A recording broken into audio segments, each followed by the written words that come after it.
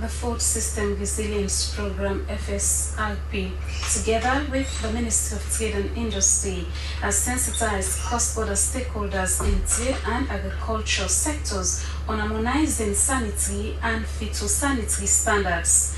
It was designed to facilitate the free movement of agricultural products. Christiana Kamara reports. The event, which took place at the Atlantic Hotel Conference Hall, Aberdeen in Freetown, brought together cross-border stakeholders in trade, agriculture and health sectors to raise awareness and adoption of the ECOWAS Harmonized Phytosanitary Certificate and related agri-food trade protocols.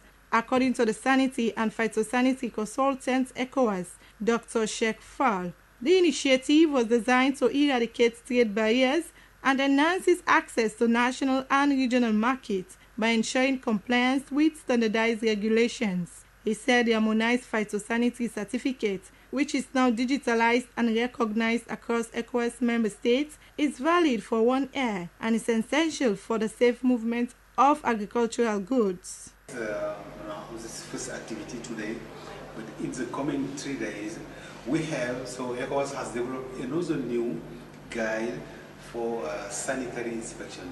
It's related to food safety, and we start now the process of training of inspectors at the borders and also to familiarize them with the provision of this new sanitary inspection. Head of Crop Protection, Ministry of Agriculture and Food Security, Ali Mansaye, said the workshop was part of the broader strategy of the Feed Salo program, noting they are taking significant steps toward eliminating traffic and non-traffic barriers that have long affected regional agri-food trade. He said the ministry is committed to disseminating those protocols, working closely with the Ministry of Trade and Industry to ensure producers and traders comply with safe trade requirements under ECOWAS frameworks.